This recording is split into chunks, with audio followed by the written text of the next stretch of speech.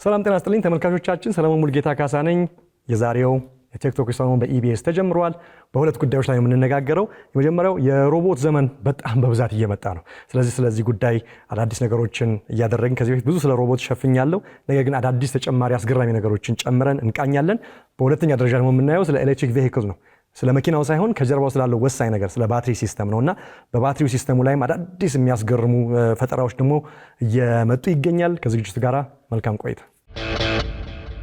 ሮቦቶች ለረጅም ጊዜ በጣም ሜካኒካል የሆኑ በጣም ጃንኪ የሆኑ በጣም ኤፊሽንሲያቸው በጣም ያልተሟላ ተብለው ቆይተዋል። ወይም ደግሞ በዲጂታል ዓለም ላይ ብዙ ጊዜ በሶፍትዌር ላይ ብቻ የተመሰረተ ማሽኖቹ ፊዚካል ማሽኖቹ በጣም ብቃት የሌላቸው ሆነው ቆይተዋል። ለብዙ ዓመታት ደግሞ ኤአይ የምንለው ነገር ኮምፒውተር ውስጥ ያለ ብቃት እንደ ቻት ጂፒቲ ወይ ሌሎች አይነት በጣም ፓወርፉል ዳታ ፕሮሰስ ማድረግ የሚችሉ ኢንተለጀንስ ሲስተሞች እንጂ በፊዚካሊ የኤአይ ብቃት የአርቲፊሻል ኢንተለጀንስ ብቃት ፊዚካሊ በሜካኒካል ነገር በሚንቀሳቀስ ማሽን ደረጃ ወጥቶ ያልታየበት ለረጅም ጊዜ ቆይቷል። ለዛ ነው ቻት ቦቶች፣ ሰርች ኢንጂኖች፣ ሬኮሜንዴሽኖች የምንላቸው ሲስተሞች ሶፍትዌር ቤዝድ የሆነ የኤአይ መገለጫዎች ነው የነበሩት። ኤአይ አካል ለብሶ በብቃት የወጣበት ጊዜ በጣም ለረጅም ጊዜ አልታየም። ስለዚህ አሁን ላይ ግን something profound ወይ something በጣም revolutionary የሆነ ነገር እየመጣ ነው። ፊዚካል የሆነው በፊት ክላንኪ የነበረው ብቃት የሌለው የሮቦት ፊዚካል ብቃትና የኤአይ ብቃት የተደመረበትና ከዚህ የተነሳ የሚያስደንቁ ነገሮች የምናይበት ዘመን ውስጥ ገብተናል። ለዛ ነው ዛሬ ላይ ኤአይ በአካል ተገልጦ በማሽን አካል ተገልጦ ከዲጂታል ዓለም ውስጥ ወጥቶ ከኛ ጋር አብሮ እየተጋፋ የሚራመድበት አይነት ነው። ያ ማለት ምን ማለት ነው? ሮቦቶች በፋብሪካ ውስጥ እንደ ሰው በሁለት እግራቸው በሁለት እጃቸው እየተንቀሳቀሱ ፕሮዳክሽን ላይ የሚሰሩበት፣ የኤአይ በሮቦቲክ የሆኑ ኤአይዎች ሎጂስቲክን ሃንድል የሚያደርጉበት፣ ኦቶኖመስ ሲስተሞች ዲሲሽን የሚያደርጉበት እየተንቀሳቀሱም ካስፈለገ። ስለዚህ ይሄ ኢኖቬሽን ብቻ አይደል፣ ይሄ ትራንዚሽን ኦፍ ኢንተለጀንስ ሲስተምስ ኢንቱ ወደ ገሃዱ ዓለም የተገለጠበት ዘመን ውስጥ ገብተናል ማለት ነው። ስለዚህ ኢንተለጀንስ ወይ ደግሞ አርቲፊሻል ኢንተለጀንስ የምንጠቀመው ነገር ብቻ ሳይሆን something አክት እያደረገ ከኛ ጋር አብሮ የሚንቀሳቀስ እንደሆነም ማሳያ በጣም እያየን ነው ማለት ነው። ስለዚህ አሁን የምንገኝበት ዘመን ፋስተስት በሆነ ፍጥነት እጅግ በጣም ፈጣን በሆነ ሂደት ሂዩማኖይድ ሮቦቲክስ ብዙ አይነት አለ። ባለ 4 እግር አለ፣ አንድ እጅ ብቻ አለ፣ ፋብሪካ ላይ የሚገጠም ሲስተም አለ። ነገር ግን የሰው አይነት ተክለቁመና ያለው የሮቦት ሲስተም ሂዩማኖይድ ይባላል። 2 እግር 2 እጅ ኖሮት ሄድ የሚመስል ነገር ኖሮት የሰው አይነት ሁኔታ ያለው ይሄ ቴክኖሎጂ በኤአይ እየተመራ የሚያስገርም አይነት ሂደት ውስጥ እየገባ እንገኛለን። ሮቦቶች ቅድም እንዳልኳችሁ ረዥም ሜካኒካል ስሎ ነበሩ፣ ብቃት ያልነበራቸው። አሁን ግን ኤአይ ይህንን ነገር በሚያስገርም ሁኔታ ቀይሮታል። ስለዚህ የዛሬዎቹ ሮቦቶች ከላቦራቶሪ ወጥተው ሪል የሆነ ዲፕሎይመንት ሪል ላይፍ ላይ የሚንቀሳቀሱበት ሁኔታ ነው።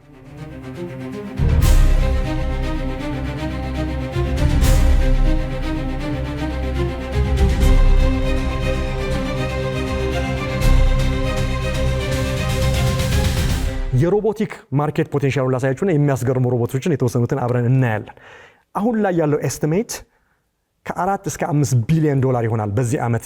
በዚህ አሁን ባለንበት ዓመት የሮቦቲክስ ማርኬቱ ሳይዝ የማርኬት ሳይዙ ኦፖርቹኒቲው ማለት ነው። ነገር ግን ከጥቂት ዓመታት በኋላ ይሄ ነገር በሚያስገርም ሁኔታ በእጥፎች ያድጋል። በ2030 ከ4 ዓመት በኋላ ወደ 15.2 ቢሊዮን ዶላር ድረስ የዚህ ኢኮኖሚ የሮቦቲክስ ንግድ ኢኮኖሚው እንደሚያድግ ይጠበቃል። ከ9 ዓመት በኋላ በ2035 ደግሞ እስከ 38 ቢሊዮን ዶላር ማርኬት ፖቴንሻሉ ሊያድግ ይችላል ማለት ነው። በ2050 የዛኔ በጣም በሚገርም አይነት እጥፍ አድጎ እስከ 5 ትሪሊዮን ዶላር የገበያ አቅም ወይ ደግሞ ማርኬት ኦፖርቹኒቲ እንደሚኖረው ይጠበቃል ማለት ነው። ይሄ የሚሆነው በ2050 የ5 ትሪሊዮን ዶላር ማርኬት የሚሆነው የሮቦቲክስ ሴክተሩ እስከ 1 ቢሊዮን የሚያክሉ 2 እግርና 2 እጅ ያላቸው ሂማኖይድ ሮቦቶችን ወደ ዓለም ላይ በመበተን ነው። ይሄ ማለት በ2050 እንግዲህ የሰው ብዛት ስንት እንደሚሆን ግምቱ አሁን ላይ ባይኖረኝም እንግዲህ ለእያንዳንዱ 10 ወይም 11 ሰው 10 እና 11 ቢሊዮን ህዝብ እንኳን ይሆናል ተብሎ ቢጠበቅ አይደርስም።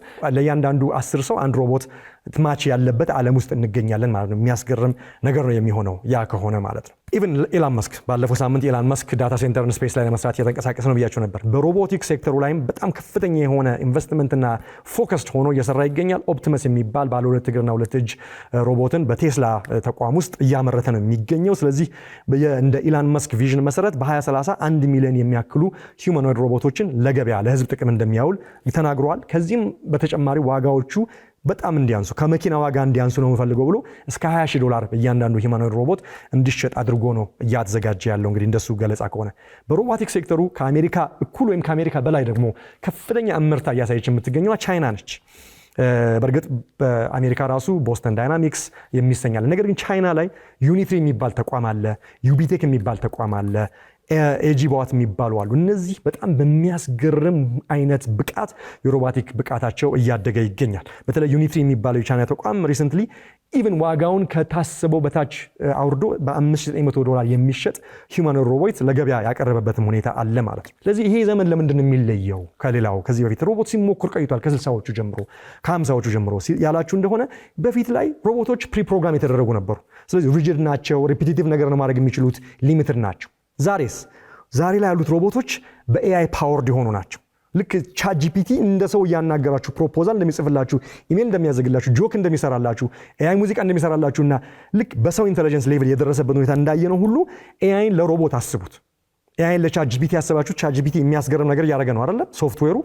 ኤአይን ደግሞ ለሮቦት ለሜካኒካል ነገሩ አስቡት። ምን ማለት ነው? ሮቦቶቹ አዳዲስ ታስክን እዛው ሪል ታይም ይማራሉ።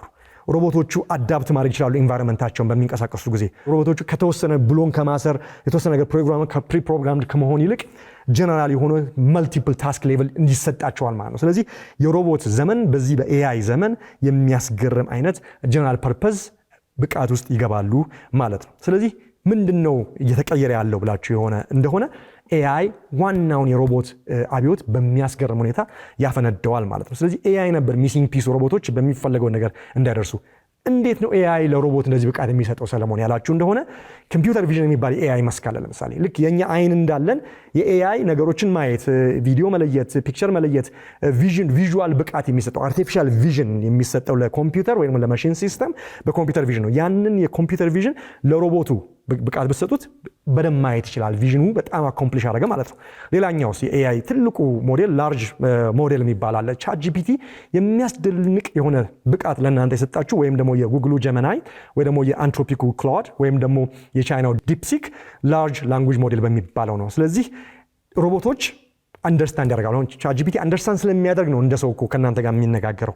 ሮቦቶችም ያን ብቃት የላርጅ ላንጉጅ ሞዴልን ሮቦቶች ውስጥ ብንከት ከሜካኒካሉ በተጨማሪ አንደርስታንዲንግ ይኖራቸዋል ማለት። ስለዚህ ቪዥን አገኙ፣ አንደርስታንዲንግ አገኙ በኤአይ የተነሳ። ሌላኛው ትልቁ የኤአይ አሁን ሰክሰስፉል የሆኑ የኤአይ ቱሎች አሁንም የጌን እንደ ቻት ጂፒቲ እና የመሳሰሉት ወይ ደግሞ አሁን ሙዚቃ የምንፈጥረው ቪዲዮ ጀነሬት የምናደርገው ያ ሁሉ በሪኢንፎርስመንት ለርኒንግ በሚባለው የኤአይ አንዱ መስክ ነው። ለሮቦቶች ሪኢንፎርስመንት ለርኒንግ የሚባለውን የኤአይ ብቃት ብንሰጣቸው ምን ማለት ነው? ሪኢንፎርስመንት ለርኒንግ ባይ ዱዊንግ እየሰሩ ኦን ጃብ እየተማሩ ራሳቸውን እያሻሻሉ ይሄዳሉ ማለት። ስለዚህ ቪዥኑን አንደርስታንዲንጉን ከዛ በኋላ ለርኒንግ ባይ ዱዊንጉን አንድ ላይ ለሮቦቶች ላይ ስታላብሱ ሮቦቱ ምን ያህል ፓወርፉል እንደሚሆን ማሰብ ትችላላችሁ። ይሄ ኮምቢኔሽን ምን ይፈጥራል ያላችሁ እንደሆነ ፋስተር ትሬኒንግ፣ ሞር ፍሌክሲቢሊቲ፣ ሪል ታይም ወርልድ ዩስፉልነስ እና ብቃት ለሮቦቱ ያካትታል ማለት ነው። ስለዚህ ይሄ ምንድነው ሪል ታይም ሪል ዲፕሎይመንቱ ሀፕን እያደረገ ነው ወይስ ገና ሙከራ ላቦራቶሪስ ነው ያላችሁ እንደሆነ ኖ ፊውቸር አይደለም። አሁን ላይ ሮቦቶች በጣም በሚያስገርም ሁኔታ በፋክተሪ ውስጥ በፋብሪካ ውስጥ በዌርሃውስ ውስጥ እና በአሴምብሊ ፕላንት እና በሎጂስቲክ ቦታዎች ላይ ስራ እያከናወኑ እያገዙ ይገኛል፣ በላርጅ ስኬል ባይሆንም። ስለዚህ ሞር ዩዝ ኬሶች ምንድን ናቸው ያላችሁ እንደሆነ ፒኪንግ ኤንድ ፕሌሲንግ አይተምስ አሴምብሊ ላይን ወርክ ላይ እና ማቴሪያል ሃንድሊንግ ላይ ሮቦቶች ወይ ደግሞ ሂውማኖይዶች በጣም ብቃት አላቸው። ስለዚህ ሺፍቱ ምንድን ነው ያላችሁ እንደሆነ ከፕሮቶታይፕ እና ላቦራቶሪ ውስጥ ከመሞከር ወጥቶ ሪል የሆነው ቦታ ላይ ፋብሪካ ውስጥ ዌርሃውስ ውስጥ ሎጂስቲክ ሴንተሩ ላይ እየሄዱ ስራ እየሰሩ ኢኮኖሚክ አስፔክቱ ላይ ኢኮኖሚክ አክተሮች ወይ ደግሞ የኢኮኖሚው ላይ ኮንትሪቢዩት የሚያደርጉ ልክ እንደ ሰው ሰራተኛ ኮንትሪቢዩት የሚያደርጉ ማሽኖች ሆነዋል ማለት ነው። ስለዚህ ከዚህ አንጻር ማስ ፕሮዳክሽን ይታሰባል፣ በሚሊዮኖች የሚቆጠሩ ይታሰባል። ለዚህ ነው ዋናው ጎል ምንድነው የተባለ እንደሆነ ሪፒቲቲቭ የሆነ ድግግሞሽ ያለበትን ስራ ሰዎችን በሮቦቶች ለመተካት ነው። ስለዚህ ሪፒቲቲቭ ስራ የሚሰሩ የፋብሪካ ሰዎች ኦልሬዲ በሮቦት ከዚህ በፊትም ዲስራፕትድ ሆኗል። አሁን ላይ ግን በኤአይ ብቃት ባለው ሮቦት የበለጠ በርካታ ሰዎች ከተደጋጋሚ ስራ ይፈናቀላሉ ወይ ደግሞ ያ ነገር በሮቦቶች ይተካል ማለት ነው።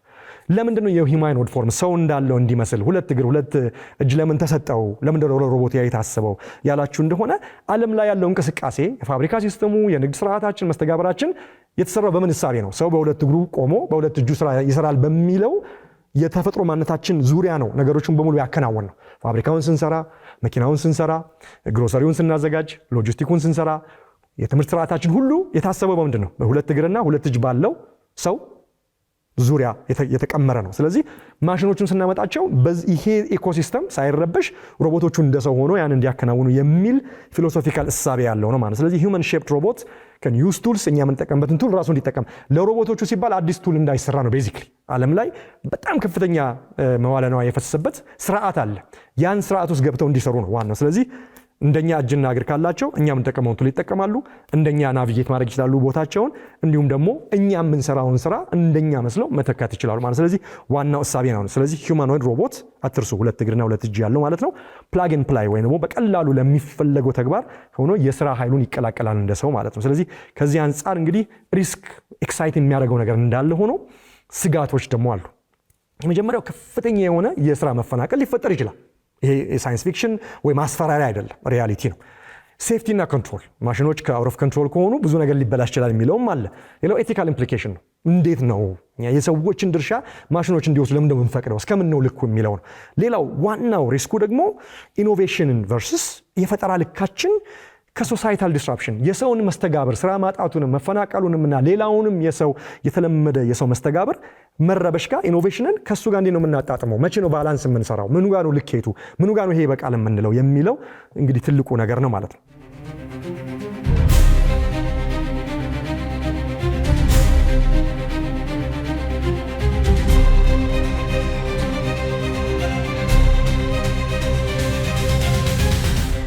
ወደ ቻይና ልውሰዳችሁ። የቻይና ሀገር በሮቦቲክ ዲቨሎፕመንት እና ብቃት ላይ የሚያስገርም አይነት ነገር እያመጣ፣ 2 ነገር አሳያችኋለሁ። እዚህ ጋር አንድ ቪዲዮ ተመልከቱ።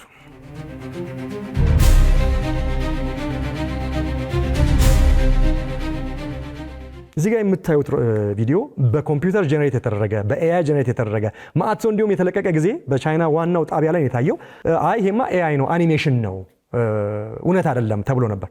ነገር ግን እዚህ ቪዲዮ ላይ የምታዩት ቪዲዮ እውነት ነው። በበርካታ መቶ የሚቆጠሩ ሮቦቶች እጅግ በጣም ኮምፕሊኬትድ የሆነ የማርሻል አርት አክሽን ሲያሳዩ ታያላችሁ። ይሄ ለሰው ራሱ ከስንት ወራት ስልጠና በኋላ ዓመታት ስልጠና በኋላ ነው እንደዚህ ማአት ሰዎች አንድ ላይ አንድ አይነት እንቅስቃሴ የሚያደርጉት። እዚህ ጋር የምታዩት ሮቦቶች ማርሻል አርት ውስጥ ገብተው ይደባደባሉ ለማለት አይደለም። ከባድ የሆነውን የሰው እንቅስቃሴ ሮቦቶች ማድረግ እንደሚችሉ ማሳያ ነው። ለቻይና ይሄ እጅግ በጣም ዓለምን ያስደነገጠ ያስገረመ ክስተት ነው። ከሮቦቲክስ አንጻር ተመልከቱ። ማርሻል አርት ስታደርጉ በጣም ዳይናሚክ የሆነ እንቅስቃሴ፣ መገለባበጥ፣ ራሳቸውን ችሎ መቆም፣ እጅ እግራቸው ያለውን እንቅስቃሴ ኮኦርዲኔሽኑን አስቡት። አጃይል የሆነ ሂውመን ላይክ ወይ ከሰውም አኪዩሬሲ በላይ የሚበልጥ ፍሌክሲቢሊቲ እና እንቅስቃሴ አላቸው። ይሄ ስቴጅድ አይደለም፣ የእውነት ሪጂድ የሆነ በጣም ወሳኝ አስገራሚ እንቅስቃሴ ነው። ስለዚህ ይሄ ማሳየት የተፈለገው ሮቦቶች በጣም አስገራሚ ብቃት፣ ሪል ታይም የሆነ እንቅስቃሴ እና ኮንትሮል እና ለርኒንግ ማድረግ እንደሚችሉ ነው። የሂውመን ሌቭል ሞሽን ከዛም በላይ የሆነ እንቅስቃሴ ሮቦቶች ማድረግ እንደሚችሉ እናሳያለን፣ አሳይተናል ነው። ስለዚህ ይሄ ማለት ይሄን ካደረጉ ሮቦቶች ኮምፕሌክስ የሆነ ታስክ ኮኦርዲኔትድ በሆነ በተቀነባበረ የሰውነት እንቅስቃሴ ማድረግ ይችላሉ፣ የአካል እንቅስቃሴ ማድረግ ይችላሉ ማለት። ስለዚህ ባላንስ መጠበቅ፣ ፖስቸር መጠበቅ፣ ታይሚንግ መጠበቅ ሃይሊ ሪፋይንድ ሆኖ ለሮቦቶች ብቃት ተሰጥቷል በኤአይ አማካኝነት። ስለዚህ ይሄ ምንድነው የሚያሳዩ ያለ እንደሆነ ሞተር ኮንትሮላቸው በጣም ተሻሽሏል። ሪኢንፎርስመንት ለርኒንጋቸው ቅድም ያልኩ ተሻሽሏል። ሪል ታይም ፊድባክ እያደረጉ ነው። ፕሪፕሮግራምድ አይደሉም። ባለው ሲቹዌሽን ላይ እሱን ነው ሪስፖንድ እያደረጉ እንደ ሰው የሚንቀሳቀሱ ማለት። ሰው የሆነ ነገር ቢነገርበት ኦብስታክል እንደማይደረግ ሳይነገረው ኦብስታክል ባለበት መንገድ ቢል ልክ ያን ሲያዩ ኢሚዲየትሊ በቪዥን በሪኢንፎርስመንት ለርኒንግ ወዲያውኑ ሪል ታይም ወስኖ ያን ለማለፍ ይሞክራል። ሮቦቶችም የአይነት ብቃት እንደሚሰጣቸው ነው እንግዲህ ይሄ ማሳያ የሆነው ማለት ነው። ስለዚህ ይሄ ሜጀር የሆነ ሊፕ ነው። ሮቦቶች የሚንቀሳቀሱ ሮቦቶች የሚለው ነገር ቀርቶ ፐርፎርም ማድረግ የሚችሉ ሮቦቶች ዘመን ውስጥ እንደገባን ማሳያ ነው ማለት ነው። ስለዚህ የፓወር ኦፍ ኤአይን እና የሮቦቲክ ኢንቴግሬሽንን በሚያስገርም ሁኔታ ያየንበት ነው ማለት ነው። ስለዚህ በዚህ አማካኝነት ሮቦቶች በኤአይ ሞዴል አማካኝነት ትሬንድ ሆነው ሞሽን ዳታን በጣም አኪዩሬት ማድረግ ይችላሉ። ሲሙሌሽን ኢንቫይሮንመንቶች ነበረ በፊት፣ አሁን ግን ሪል ወርልድ ዲፕሎይመንት ከላቦራቶሪ የወጣ ቻሌንጅ መቋቋም ይችላሉ። እንዲሁም ኮንቲኒየስ ለርን እያደረጉ ብቃት ማግኘት ይችላሉ ማለት። ልክ ማርሻል አርት ተማሪው መጨረሻ ላይ ጎበዝ እንደሚሆኑ ሮቦቶችም በተሰጣቸው ታስክ እየለመዱ ነው እንጂ ፕሮግራም ተደርገው ከዛ ንቅንቅ የለም የሚባል ልክ እንደ ሰው የተሻሻሉ ብቃት ይኖራቸዋል ማለት ነው። ስለዚህ የማርሻል አርት ሪኳየር የሚያደርገው ፋስት ሪአክሽን፣ ባላንስ፣ አንደር ፎርስ፣ ፕሪሲሽን ታይሚንግ እና የመሳሰለው ነገር ለሮቦቶች መስጠት ከቻለን ሌላ ነገር ማድረግ ይችላሉ የሚለውን ነገር ማሳያ ነው ማለት ነው።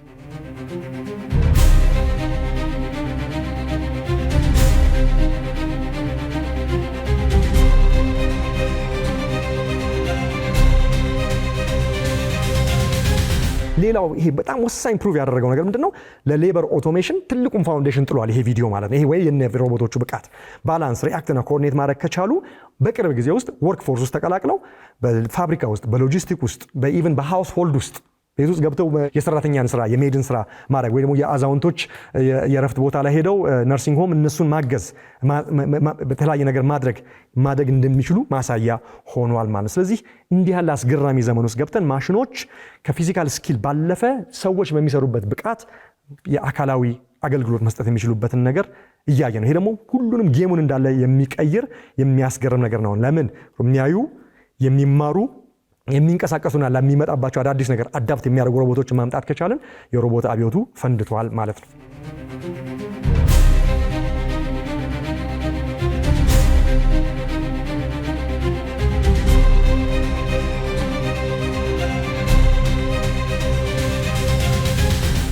ከቻይና ሳልወጣ ሌላ አላሳያችሁ።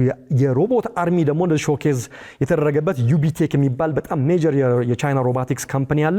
ሸንዘን ውስጥ ነው የሚገኘው። ማስ የሆነ በጣም እጅግ በጣም በርካታ የሆነ ሂውማኖይድን አመርታለሁ ብሎ ይህን ለማሳየት ደግሞ በርካታ ሮቦቶች እንደ ሰራዊት ተደርድረው እውነተኛ የሆነ በርካታ መቶ ሮቦት ዴሞንስትሬሽን ያደረገበት ነው። ተቀነባብረው ልክ እንደ ወታደር በኩል ነው የሚራመዱት። እንደምታዩት እንደ ዩኒት ሆነው ነው የሚሰሩት። የሮቦት አርሚ ሆነው ነው የሚሰሩት። ይሄ ፕሮቶታይፕ ሙከራ አይደለም፣ ስኬል የሆነ በማስ ሌቭል የሮቦት ፕሮዳክሽንን ለማሳየት ወይም ቻይና ብቃት አለኝ የሚለውን ያሳየችበት ነው ማለት ነው። ስለዚህ ስታዩትም ቪዲዮ ማስታወቂያውን ኤክስፕሊሲትሊ ወይ ደግሞ በግልጽ ባይነገርም ግን ስታዩት ከጀርባው ምንድን ነው የሚታያችሁ? ይሄን ስታዩ ሳይፋይ ትዝ አይላችሁ? አይሮቦት ወይ ደግሞ ሮቦት ሰራዊቶች ሰውን በሰው ላይ ሲያይሉ ያንን ነገር ከጀርባው የማሳየት ነገር አለ። ስለዚህ ሮቦቶች ይህን ሁሉ ማድረግ ከቻሉ በሚሊተሪ ሰርቪስ፣ በሴኪዩሪቲ ሰርቪስ፣ በዲፌንስ ሲስተም፣ በሚሊተሪ ሲስተም ውስጥም የመግባት ብቃት አላቸው። የሮቦት ሰራዊት መጥቶ ቢሞት ምንም አይቆጫችሁ፣ ባይሰራ ቢሞት ማለት አይቻልም። በተተኩሶበት ማሽኑ ቢበላሽ በብዛት ስለሚመረች ግድ የማይላችሁ ከሆነ እንዲህ ያለ የሮቦት አርሚ ለገዳይ ሲስተም፣ ለኦቶሜሽን፣ ለኦቶሜትድ ዌፐን ሲስተም፣ ለሚሊተሪ ሲስተም መጠቀም የማይቻልበት ምክንያት ምንድነው የሚለውን ጥያቄ ያጭራል።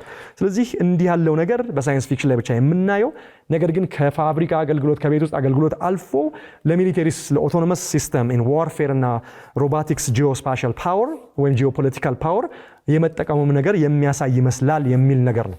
ከዚህም በተጨማሪ ደግሞ ሌላ ነገር ላሳያችሁ። ወደ ዋይት ሃውስ ወስጃችሁ የሮቦት ውድድሩ ምን ያህል ሲሪየስ እንደሆነ መገለጫ አንድ ነገር ልጨምርላችሁና ወደሚቀጥለው ቶፒክ እንሄዳለን።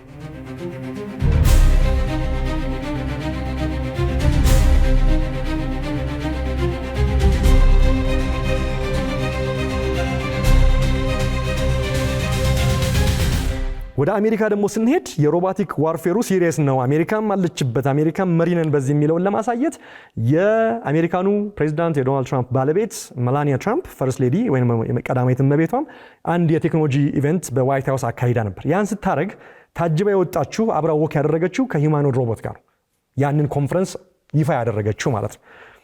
ምን ማለት ነው? ይሄ ሮቦት ከፈርስት ሌዲዋ ጋር ወይ ከቀዳማዊት እመቤቷ ጋር ከጎኗ አብሮ ልክ እንደ ሰው ሲራመድ ይታያል። ፍሉድ በሆነ ብቃት ባለው የሰው እንቅስቃሴ ይታያል። በፐብሊክ ሴቲንግ ላይ ይታያል። ላብራቶሪ ዴሞ አይደለም። ይሄ በዋይት ሃውስ ሌቭል በሀገር ከፍተኛው ቢሮ ውስጥ ሮቦት ኢምፖርታንት ነው፣ የሮቦት ጉዳይ እውነት ነው፣ የሮቦት ጉዳይ ሳይንስ ፊክሽን ጉዳይ አይደለም፣ የሮቦት ጉዳይ የላብራቶሪ ሙከራ አይደለም የሚለውን ስቴትመንት ለማድረግ እንዲህ ያለም ነገር በቅርቡ ከጥቂት ቀናት በፊት በተካሄደ ኮንፈረንስ ላይ ነው ያየነው። ስለዚህ የኤአይ ጉዳይ የኤአይና የሮቦቲክ ጉዳይ የሀገራትን የፖለቲካ መድረክ ትልቁን ቦታ ተቆናጧል፣ ኢምፖርታንት ነው የሚለውን ሜሴጅ ያስተላልፋል ማለት ነው። ስለዚህ ምንድን ነው ፖለቲካል ፊገሮች ሜጀር ኔሽኖች እንዲህ ያለ ካደረጉ ከመሪ ጎን ሮቦት አብሮ የሚራመድ ከሆነ ምንድን ነው በሚዲያ ፊት ይሄ የሚታይ ከሆነ የኤአይ እና የሮቦቲክስ ቅልቅል የኢንዱስትሪ ጉዳይ ፋብሪካ ውስጥ ብሎን የማሰርና የመፍታት ብቻ ሳይሆን የልዕለ ኃያልነት የቀጣዩን ጂኦፖለቲካል የመምራት ተጽዕኖ የመፍጠር ጉዳይ ነው የሚለውንም የምናይበት ነገር ነው ማለት ነው። ለምን ጋቨርንመንት ሲሪየስ የሆነ አቴንሽን እየወሰደ ነው። ትልቁ የሆነ የኔክስት የቴክኖሎጂ አብዮት ይሄ ይሆናል ማለት ነው። ፐብሊክ ኤክስፖዠሩም ኢንቴንሽናል የተደረገው ለዛ ነው። እኛም አለን፣ እኛም በዚህ ጉዳይ ይሄ ኢምፖርታንት ነው የሚለው ነው። ስለዚህ ሮቦትስ አር ካሚንግ የሚለው ሳይሆን ሮቦቶች ኦልሬዲ መጥተዋል። እንደ ሳይንስ ፊክሽን ገና ፊውቸር አይደለም የምናወራ ያለ ነው። የዋይት ሃውስ የቀዳማዊት እመቤት አብሯት ከጎኗ ሆኖ ኮንፈረንስ ካስጀመረ ነው እዚህ ናቸው፣ ኢምፖርታንት ናቸው፣ በዚህ ጉዳይ ላይ ሲሪየስ ሆነ አቴንሽን ሰጥተናል እያሉ ነው። ስለዚህ ሌሎችም ይህ ነገር ላይ አቴንሽን መስጠት የሚያስፈልግ ይመስለኛል። ስለዚህ በዚህ አይነት ፓወር ላይ ሮቦቶች ከተገኙ ዋናው ጥያቄ የሚሆነው ምንድን ነው? ሮቦቶች ወክ ያደርጋሉ ወይ ከኛ ጋር የሚለው ሳይሆን ምን ያህል ነው ከኛ ጋር ወክ አድርገው በምን ያህል ነገር ውስጥ ተሳትፈው በእኛ መስተጋብር ውስጥ በእኛ የሰው ላይፍ ውስጥ ይገባሉ የሚለው ጥያቄ እንግዲህ አብረን የምናየው ይሆናል። ነገር ግን የሮቦት አብዮት ኦፊሻሊ በሚያስገርም ሁኔታ እንደፈነዳ እንደተረዳችሁ ተስፋ አደርጋለሁ። أهلاً وسهلاً شاغتام وقصال مبت بروحيم وبايم لسكابو بروسيمو Dobrodošli. Thank you.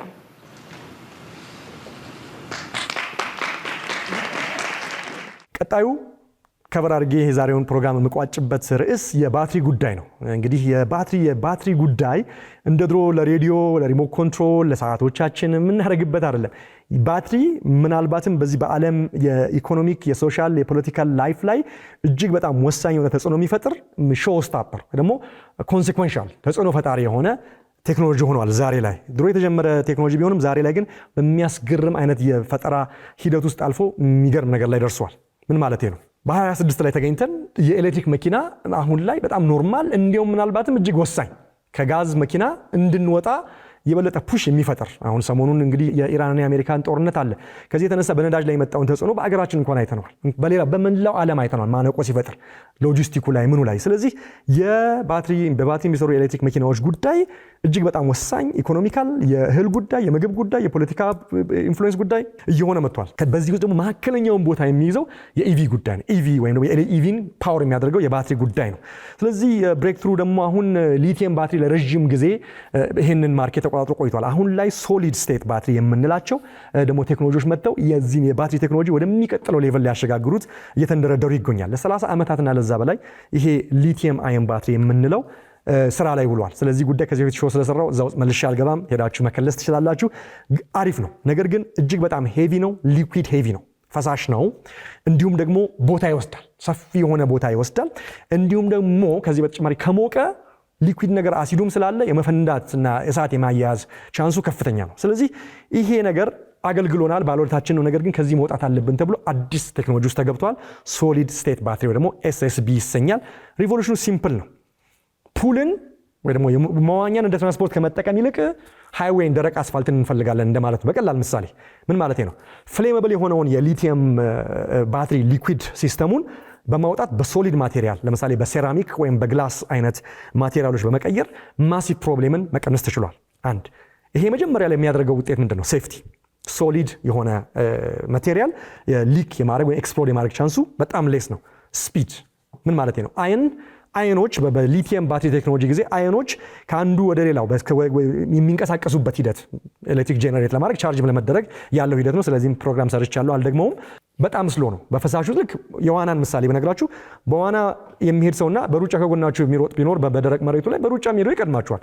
ምክንያቱም ሶሊድ በሆነ ስቴት ላይ ሙቭመንት የቀላል ስለሆነ ማለት። ስለዚህ ያ ስለሆነ ስፒዱም ያ ነው። ያ ምን ማለት ነው ስንል ቻርጂንግ ላይ ይመጣል በቀጥታ ከ0% አንድ የሶሊድ ስቴት ባትሪ ከ0% ምንም የለውም ከሚባለው ፐርሰንት 80% ለማድረስ ከመቶ ማለት ነው 15 ደቂቃ የሚፈጅበት ሁኔታ ነው በሶሊድ ስቴት ውስጥ ያለው ቨርሰስ ሰዓታቶች የሚወስድበት የሌላኛው ቴክኖሎጂ ማለት። ስለዚህ ዴንሲቲ ደግሞ ሌላኛው ነው። ዴንሲቲ በጣም ዴንስ ስለሆነ በሶሊድ ስቴት ላይ እና እንዲሁም ኩሊንግ ጊሩ ላይ ሞር ኢነርጂ በትንሽ የማቴሪያል ውስጥ መሄድ ይችላል። አሁን ብዙ የኤሌክትሪክ መኪናዎች ሆዳቸው ስለ ያለው ሰፊ ቦታ በሙሉ ባትሪ ነው። ለምን? የድሮ ቴክኖሎጂ ያላቸው ካሉ ማለት ነው። ሶሊድ ስቴት ሲሆን ግን በጣም በተወሰነ ቦታ ላይ ከፍተኛ የሆነ እምቅ ብቃት ኃይል መያዝ የሚችል የኤሌክትሪክ ፓወር ያለውን ባትሪ መስራት ስለሚችል ዴንሲቲ፣ ስለዚህ ሴፍቲ ዴንሲቲ በትንሽ ነገር ላይ ከፍተኛ ፓወር መያዝ የሚችልበት ብቃት ስላለው ሶሊድ ስቴት እጅግ በጣም ወሳኝ ነው ተብሎ ይነገራል ማለት ነው። በ2026 በዚህ በያዝነው ዓመት ኦልሬዲ የግሎባል የባትሪ ኢንዱስትሪው ማርኬቱ በጣም ትልቅ 140 ቢሊዮን የአሜሪካን ዶላር ማርኬት አለው። ባትሪ የሚያመርቱ ተቋማት ለመኪና አምራቾቹ ለሌሎቹም ሲያቀርቡ የሚያገኙት ገቢ ከፍተኛ ነው። ስለዚህ ይሄ ማለት ከተወሰኑ ከብዙ አገራት የጂዲፒ ዓመታዊ ጂዲፒ በላይ ነው የባትሪ ቴክኖሎጂ ገበያው ወይ ደግሞ የኢኮኖሚ ብቃቱ ማለት ነው። ስለዚህ አሁን ደግሞ ሶሊድ ስቴት ባትሪዎች ኦፈር የሚያደርጉት ዴንሲቲው እንዳልኳችሁ ከ2 እስከ 2.5 ታይምስ ሃየር ዳን የሊቲየም አየን ቴክኖሎጂ ከበፊቱ ባትሪ ሲስተም ማለት ነው። ይህ ምን ማለት ነው መሰላችሁ? ስንቀይረው 435 ኪሎ ሜትር መነዳት የሚችል መኪና አሁን ባለው ቴክኖሎጂ በሊቲየም አየን ባትሪ የተካተተላቸው መኪናዎች በአንድ ቻርጅ እስከ 485 ኪሎ ሜትር የሄዱ እንደነበረ በዛው የዘዛኑ ያህል አቅም ያለው የሶሊድ ስቴት ባትሪ መኪናው ላይ ቢገጠም ግን ኦልሞስት ከ950 ኪሎ ሜትር በላይ በአንድ ቻርጅ እንዲሄዱ ማስቻል ይችላል ማለት ነው። ኦልሞስት እጥፍ ማለት ነው። ሴም መኪና ጉልበት ግን የባትሪው ልዩነት የሊቲየም አየን ባትሪው ቨርሰስ የሶሊድ ስቴቱ ለአንድ መኪና ከ485 በቻርጅ ወደ 956 በቻርጅ ኪሎ ሜትር በቻርጅ ማድረግ የሚችልበት ብቃት ስላለው ለዲዩራቢሊቲም ለዩዛቢሊቲም ከፕራክቲካሊቲም አንጻር ፕራይሱስ ያላችሁ እንደሆነ ለማኒፋክቸሪንግ ፕራይሱም የሚወርድበት ነው። ወደ $100 ፐር ኪሎዋት አወር አንድ ባትሪን ማኒፋክቸር ለማድረግ ወደዛ የተገባ ነው። ስለዚህ የኤሌክትሪክ መኪና ውድ የሆነበት ምክንያት ምንድን ነው ሲባል በዋናነት ትልቁ ኮምፖነንት ውድ ያደረገው የኤሌክትሪክ መኪናን ባትሪ ሲስተሙ ነው። ስለዚህ ሶሊድ ስቴት ባትሪ በብዛት ገበያ ላይ ውሎ ለማምረት ያለው ኮስት ከሊቲየም አየን ባትሪ የወረደ እንደሆነ ፕራክቲካሊ የመኪና ዋጋ የኤሌክትሪክ መኪና ዋጋ ይወርዳል። ወርዶም በጋዝ ከሚሰሩ መኪናዎች ዋጋው ወርዶ በጣም አፎርደብል የሚሆንበት ዘመን ይመጣል የሚል እሳቤ ያለ እሰየው ነው ማለት ነው።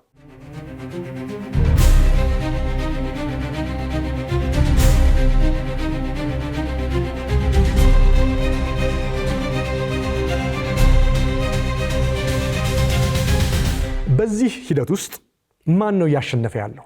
የኤሌክትሪክ ባትሪን በማምረት ስንል ቻይና ነች። በጣም በሚገርም ሁኔታ አሜሪካ፣ ዩሮፕ ልታሰባችሁ ይችላል። ቻይና ነች።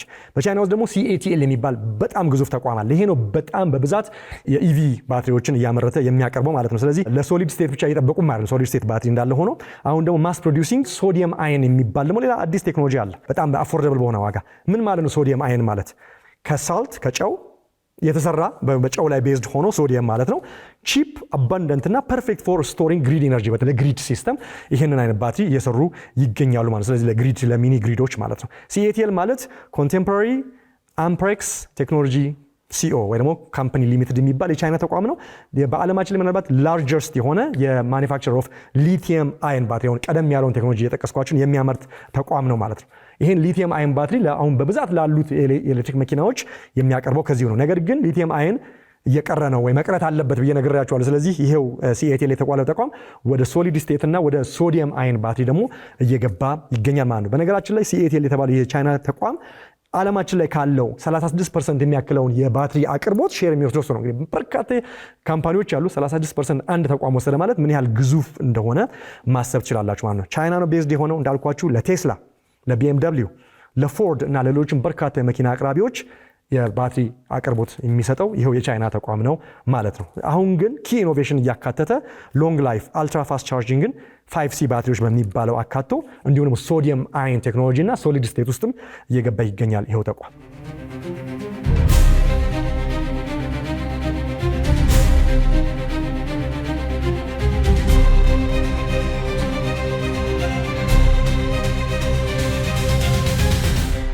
ሌሎችም አገራት በባትሪ ምርት ላይ ግንባር ቀደም ከሆኑት ውስጥ ጃፓን ውስጥ ቶዮታ የሚባለውን ካምፓኒ የሚያመርተው አሁን ወደ ባትሪ ማምረት ውስጥም ገብተዋል። ስለዚህ 1000 የሚያክሉ የሶሊድ ስቴት የባትሪ የባለቤትነት መብት ፓተንቶችን የኢንጂነሪንግ ፓተንቶችን አውጥቷል። ስለዚህ የጃፓኑ ቶዮታ መኪና ከማምረትም አልፎ እነዚህ አዲስ ቴክኖሎጂን ወደ ሶሊድ ስቴት ባትሪ ማምረት ጊዜው በቅርብ እንደሚሆን የሚገባበት ይጠበቃል ማለት ነው። ስለዚህ ማስ ማርኬት ሶሊድ ስቴት ቬሂክል አዝ ዊ ስፒክ ለራሳቸው መኪናም እያደረጉ አቅርቦት ውስጥም ለመግባት እንቅስቃሴ ናቸው። ስለዚህ ረከስ ያለ መኪና የምናይበት ጊዜ ሩቅ ላይሆን ይችላል። ወደ አሜሪካም ስንሄድ ኳንተም ስኬፕ የሚባል እንዲሁ ሶሊድ ፓወር የሚባሉ ተቋማት እንደዚሁ በጣም በከፍተኛ ኢንቨስትመንት እንዲህ ያሉ ሌተስት የሆኑ የኢቪ ባትሪዎችን ለማምረት ገብተው ይገኛሉ።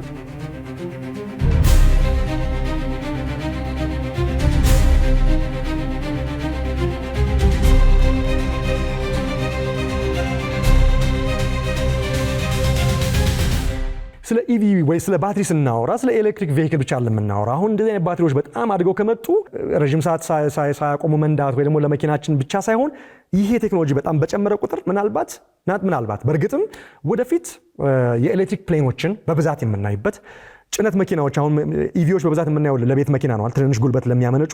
ነገር ግን ለተሳቢ መኪናዎች፣ ለቦቴዎች፣ ለትልልቅ ሄቪ ለሆኑ ማሽነሪዎች፣ ለቡልዶዘሮች፣ ኮንስትራክሽን ማሽኖች በሙሉ በባትሪ የሚሰሩ በኤሌክትሪክ የሚሰሩ ማሽኖችን በብዛት የምናይበት ዘመን ውስጥ እንገባለን ማለት ነው። ያ ብዙ ነገሮችን የሚያቀል ይመስለኛል። ስለዚህ ኔክስት ጄኔሬሽን ኢቪ ብሬክትሩ በሚመጣ ጊዜ እንግዲህ የሚያስገርም ነገር እንደሚገባ ይጠበቃል። አንደኛው እየተከናወነ ያለው ሙከራ ላሳያችሁና ምን መኪናዎች ምን አይነት ብቃት አላቸው የሚለውን በጥቂቱ ቃኝቼ እጨርሳለሁኝ። አሁን ላይ ባለው በዚህ በሶሊድ ስቴት ባትሪዎች አማካኝነት ያን በአንድ ቻርጅ አንድ መኪና እስከ 1600 ኪሎ ሜትር እንዲሄድ ለማድረግ ታስቦ የተሰራ ይገኛል። ሙከራውም ደግሞ በጣም ሰክሰስፉል የሆነ ነው። የሚያስገርመው ሬንጁ ብቻ አይደለም። በአንድ ቻርጅ አስቡት 1600 ኪሎ ሜትር ስትጓዙ በመኪናችሁ 1600 ኪሎ ሜትር እስከምንሄዱ ድረስ ፕላግ ማድረግን አለማሰብ ብላችሁ አስቡት። አንድ ሁለተኛ እንደዛም ያንን ሁሉ ነርታችሁ ደግሞ ሲያልቅ ቻርጅ የምታደርጉበት ስፒድ ነው የሚደንቀው። ልክ ጋዝ ስቴሽን ወረፋ ከሌለ ጋዝ ስቴሽን ገብታችሁ ጋዝ ቀርታችሁ የምትወጡበት ስፒድ ነው። 1600 ኪሎ ሜትር ሬንጅን ቻርጅ ማድረግ የሚችል የመኪናው ባትሪ አቅም በምን ያህል ደቂቃ ቻርጅ የሚደረግ ይመስላችኋል? በ4 ደቂቃ።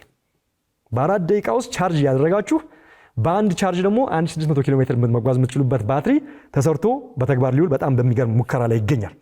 ይሄ በቅርቡ ሪያሊቲ ወደ እውን የሚወርድ ከሆነ ኮምፕሊትሊ የኤሌክትሪክ መኪናውን ኢንዱስትሪ በጣም የሚቀይረው ነው ማለት ነው። ብዙ ጊዜ የቻርጂንግ ኮንሰርን ቁጭ ማለት ኮንሰርን መብራት ቢጠፋ ግን ቶሎ መብራት እንደመጣ ቶሎ ቻርጅ ብታደርጉ በ4 ደቂቃ ውስጥ ይህን ስታደርጉ አስቡት። ስለዚህ እጅግ በጣም ከፍተኛ የሆነ የኢቪ ወይም የኤሌክትሪክ ቬሂክል አብዮቱን የበለጠ እንደሚያፈነዳው ይጠበቃል። ስለዚህ ይሄ ሶሊድ ስቴት ቴክኖሎጂ ሪፕሌስ የሚያደርገው እንግዲህ ሊኩዊድ ኤሌክትሮላይት ወይም የኤሌክትሪክ የሊቲየም አየን ባትሪው ማለት ነው። ቤኔፊቱ ብዙ ነው።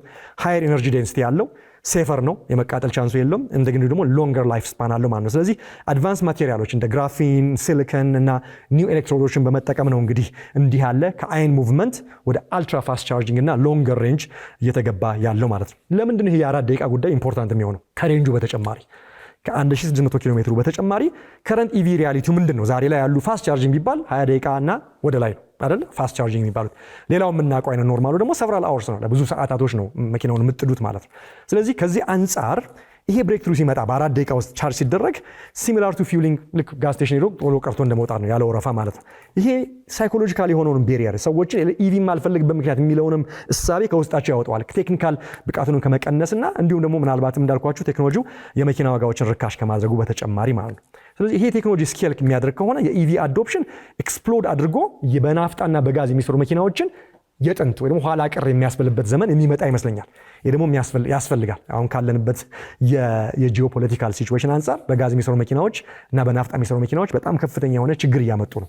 እንኳን እነሱ አውሮፕላኑ ለአውሮፕላን ግን በኤሌክትሪክ የሚሰራ አውሮፕላን ስንት መቶ ሰው ጭኖ ስንት መቶ ኪሎ ላጌጅ ጭኖ ይችላሉ የሚለውን ወደፊት ስንደርስበት እናወራለን። ኢምፖሲብል ነው ብለን መናገር አንችልም፣ ግን ያው በጣም ከፍተኛ የሆነ ስራ ይጠይቃል።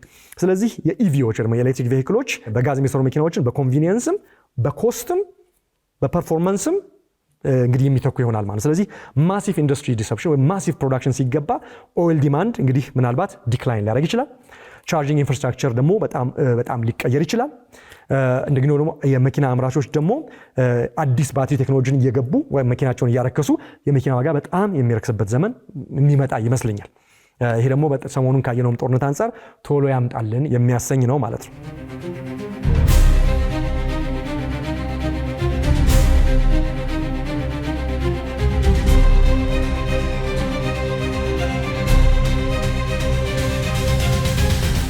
በ4 ደቂቃ ቻርጅ ማድረግ የሚችል ባትሪን ተግባራዊ ማድረግና 1600 ኪሎ ሜትር በአንድ ቻርጅ ለማድረግ በጣም ብዙ ስራ ይጠይቃል። ኤክስትሪምሊ ሃይ ፓወር ዴሊቨሪ ይፈልጋል። ኢቨን ቻርጂንግ ስቴሽኖቻችን አድቫንስድ የሆነ ግሪድ ኢንፍራስትራክቸር ይጠይቃል። ስለዚህ ጉዳዩ የእንደዚህ አይነት ባትሪ ቴክኖሎጂ ይቻላል ወይ የሚለው ሳይሆን እንዲህ አይነት ለቴክኖሎጂ ያለውን ባትሪ ሰፖርት ማድረግ የሚችል የኤሌክትሪክ ፓወር አቅርቦት እና የግሪድ ሲስተም አለው የሚለው። ስለዚህ ከባትሪ ቴክኖሎጂ ብቃት ወደ ኤሌክትሪክ ሰፕላይ ቻሌንጁ ይቀየራል ማለት ነው። ስለዚህ ከዚህ አንጻር ስኬሊንግ ፕሮዳክሽኑ፣ ኮስት ኦፍ ማቴሪያሉ፣ ባትሪ ዲስትሪቢዩሽኑ፣ ዱራቢሊቲው እና ኢንፍራስትራክቸር ሬዲነሱ አብሮ የሚታሰብ ይሆናል ማለት ነው። ስለዚህ እነዚህ ነገሮች በሙሉ የኤሌክትሪክ አቅርቦቱና የባትሪ ቴክኖሎጂ አንድ ላይ ከተደረገ የሚያስገርም አይነት ነገር ውስጥ እንገባለን ማለት ነው። ስለዚህ ምን አይነት መኪናዎች ናቸው ዛሬ ላይ ባለው ማርኬት መንገድ ላይ የምናያቸው መኪናዎች ምን ያህል ረዥም ሬንጅ ነው ያለው የዛሬው የባትሪ ቴክኖሎጂ እና የትኞቹ መኪናዎች ናቸው በፈጣኑ ቻርጅ ማድረግ የሚችል ቴክኖሎጂ ያላቸው የሚለው አይተን እንወጣለን። የመጀመሪያው ቻይና ነው።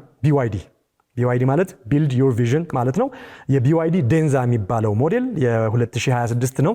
ዴንዛ Z9 GT ይባላል። በአንድ ቻርጅ 1000 ኪሎ ሜትር ኤስቲሜትድ ሬንጅ አለው። 1000 ኪሎ ሜትር ወደ ተደርሷል ማለት ነው ዛሬ ላይ። ለምን ሲባል ብሌድ ባትሪ ወይ LFP ቴክኖሎጂ የሚባል በመጠቀም ሴሎቹን በጣም ታይት በማድረግ ፓክ አድርገው ነው እንግዲህ የተርማል ራንዌይ ወይ ደግሞ የሙቀት ነገሩን ማኔጅመንት አድርገው ማሲቭ የሆነ ቻርጂንግን በአንድ ላይ አድርገው ሬንጁን ዲዩራቢሊቲውን ማሳደግ የቻሉት። ሁለተኛው የአሜሪካ መኪና ነው። ሉሲድ ሞተርስ ይሰኛል። ሞዴሉ ሉሲድ ኤር ግራንድ ቱሪንግ የ2026 ሞዴል ነው። 830 ኪሎ ሜትር ኤስቲሜትድ ሬንጅ አለው ማለት ነው። ለምንድን ነው እንዲህ ብቃት ያለው ሲባል ከረንት ኤፊሽንሲ ቻምፒዮን የሆኑበት ምክንያት ዩኒክ የሆነ የሞተር ዲዛይናቸው ነው። ረዥም ጊዜ እንዲጓዝና የመኪናው የኤሮዳይናሚክ ሲስተም ቶሎ ባትሪው እንዳይሞት የሚያደርግበትን ነገር አካተው እንዲሁም ደግሞ በባትሪ ውስጥ የፈጠሩት ለየት ያለ ሲስተም ነው። ሶስተኛው የጀርመን ሰራሹ የመርሴዲስ ቤንዝ ሲሆን የኤሌክትሪክ መኪና ሞዴሉ EQS 450 ፕላስ ይሰኛል። ወይ ደግሞ CLA ክላሶቹም የ2026 ሞዴሎቹ ናቸው። 780 ኪሎ ሜትር ሬንጅ አላቸው። ለምንድን ነው ሲባል ኤሮዳይናሚክ ዲዛይናቸው የኢንጂን ዲዛይኑና ያካተቱለት የባትሪ ቴክኖሎጂ ተካቶ ማለት ነው። ስለዚህ ረጃጅሞቹ ሬንጆች እነዚህ 3 መኪናዎች ከሆኑ ፈጣን ደግሞ ቻርጅ የሚያደርጉ መኪናዎች የአራቱን ጠቅሼላችሁ ዝግጅቴን አቆማለሁ። አሁንም ወደ ቻይና ነው መልሳችሁ።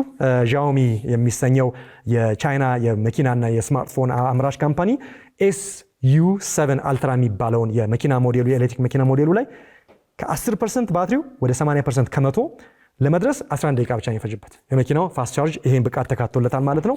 ሁለተኛው ዚከር የሚባል እንደገና የቻይና የኤሌክትሪክ መኪና ነው። ሞዴሉ ዚከር 001 ይሰኛል። የ2026 ሞዴል ነው።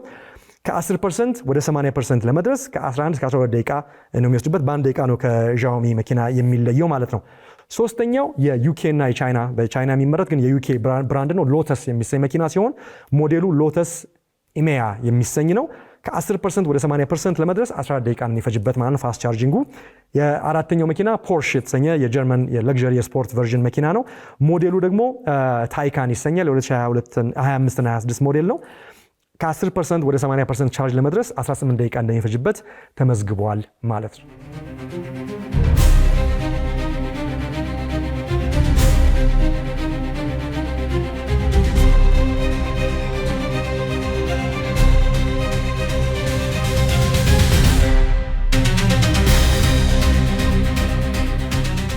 ተመልካቾቻችን ለዛሬ ያቀረብኩት ፕሮግራም ይሄን ይመስል ነበር። የሮቦት ዘመን በጣም በሰፊው መጥቷል የሚለውን ነገር የሚያስቃኘው ፕሮግራም እንዳስገረማችሁ ተስፋ አደርጋለሁ። ቀጥሎ ደግሞ የባትሪ ቴክኖሎጂ ባትሪ ከኤሌክትሪክ መኪና ጋር ብቻ ሳይሆን በጣም ሰፊ ነገር ውስጥ ገብቶ የዓለማችን የስልጣኔ ዋና ሚና ተጫዋች እንደሆነ ለማሳየት ሞክሬያለሁ። በተለይ ደግሞ ከኤሌክትሪክ ቬሂክል ከትራንስፖርቴሽን ከመሳሰለው ጋር እናም እንዴት ነው ባትሪ ወደ ምን እየመጣ ነው ከዋጋም ከፐርፎርማንስም ከሬንጅም ከቴክኖሎጂውን ብቃት አንጻር እሱን ለማስቃኘት ሞክሬያለሁ። ከነዚህ ቶፒኮች ብዙ ነገር እንደተማራችሁ እንደተዝናናችሁ እንደተገረማችሁ ተስፋ አደርጋለሁኝ። ሳምንት ደግሞ በሌላ ፕሮግራም በአዲስ ሁኔታ ነው መጠብቃችሁ። እስከዛው እንደተለመደው አስተያየቶቻችሁን ጻፉን፣ ይደርሰኛል። ሳምንት በአዲስ ፕሮግራም እስከምንገናኝ ቸር ሰንብቱ።